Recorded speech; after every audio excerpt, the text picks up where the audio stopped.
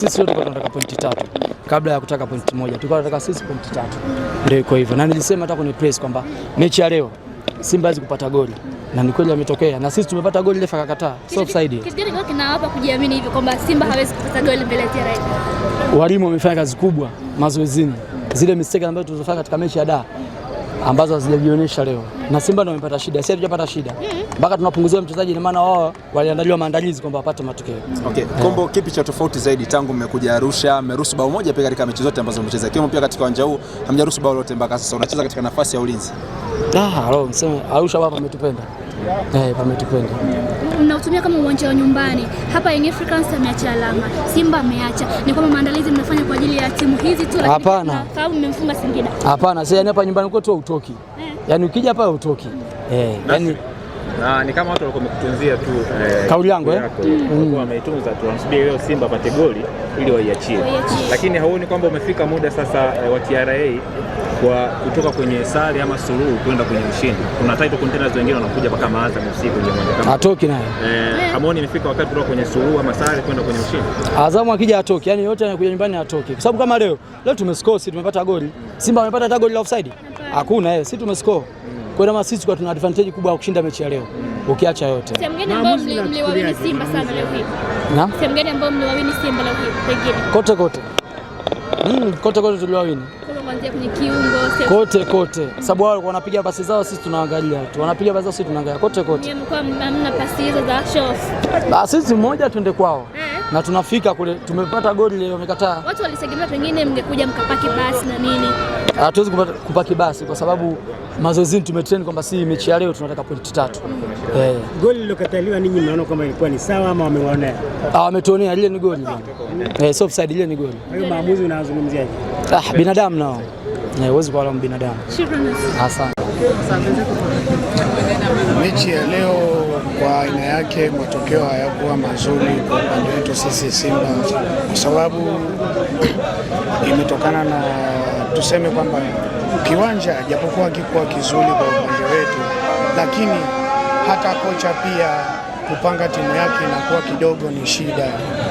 Kwa mfano, unaanza na striker ambaye unajua kabisa mara nyingi huwa hakupi matokeo mazuri anapokuwa uwanjani. Kwa hiyo inakuwa kidogo inaleta utofauti, kwa sababu ukimwangalia mtu kama Mwalimu ni mchezaji ambaye kwa kiwango chake hadizevu pale kucheza Simba. Kweli Simba inatupasa msimu yani Simba inatupaswa tuingie tena sokoni tutafute striker mzuri ambaye anaweza akatusaidia sisi Simba. Hatuwezi tukaingia uwanjani kwa kumtegemea Selemani Mwalimu. Selemani Mwalimu ni mchezaji ambaye ukimwangalia uwanjani ni kama hawezi kuisaidia timu kiukweli. Mimi namuomba kocha wangu kama ikimpendeza game inayokuja ni bora aanze na mfumo wa viungo watupu pale mbele ili timu iweze kupata nguvu na morali ya kucheza vizuri, sio kumtegemea striker ambaye hawezi kutupa matokeo kiukweli. Ukimwangalia kuhusu klabu kuhusu matokeo, sisi kama mashabiki matokeo yaliyopo hayatufurahishi. Uongozi uangalie na wachezaji wajitume zaidi. Hatujua kwamba tatizo linakuwa wapi, kwa sababu ukiangalia kwanza upande wa striker, hatuna striker. Huo ni ukweli. Mwalimu yupo, lakini kwenye mipira ya gongana kwa kweli quality yake ipo chini. Hatujajua maana Mwalimu mpaka tunamchukua alitokea Wydad. Ukiangalia wenzetu mipira yao ni open play. Nataka mpira wa kuwekewa ndo afanyeje? Ndo aweze kufunga. Sasa huku sijajua ligi yetu inamshinda, atatuelewi. Upande wa Loemba kwa kweli kocha amekosea. Angemuingiza kidogo, alivyoingia tumeona mchezo umebadilika. Amekuja kubadilisha mchezo, tumeona kidogo anaweza akafanyaje akapush timu ikaja mbele. Kidogo amepiga hata kuna off target ameipiga ambayo kama endapo tuseme kama ni bahati ipo kwenye mpira, basi ile ilikuwa ni goli letu au ilikuwa ni ushindi wetu. Kwa sababu hii mechi tulikuwa tumeshafungwa. Unaona? Tulikuwa tumeshafungwa maana mpira uliingia pale kama sio. Sisi tulioko uwanjani kwenye marudio wanaonyesha kabisa kama kwamba eti kuna mtu aliingilia mchezo, sawa ni offside. Kwa upande wetu tunashukuru. Tunaweza tukasema tunashukuru maana tukashaliwa. Lakini uongozi uangalie hili swala jamani. Unaona? Upande pale mbele striker, watutafuta hata kama ndisha kubwa watutafutie striker. strike hamna mmaliziaji kabisa. Timu inacheza hamna mmaliziaji. Tunakosa magoli ya wazi kabisa. Unaona hamna lingine zaidi ya hilo. Maana kocha mimi sioni kama kocha, upande wa kocha kuna kipengele. Sijaona. Japo kwa hili tu, lakini upande wa kocha mimi sijaona madhaifu yake makubwa. Sijaona. Lakini wachezaji wajitume bana. Wachezaji wajitume. Wachezaji wanatuangusha. Hatujajua shida iko wapi. Sawa, ligi ni ngumu, hatukatai. Lakini fanyeni kitu tuone. Unaona Fanyeni kitu tuone.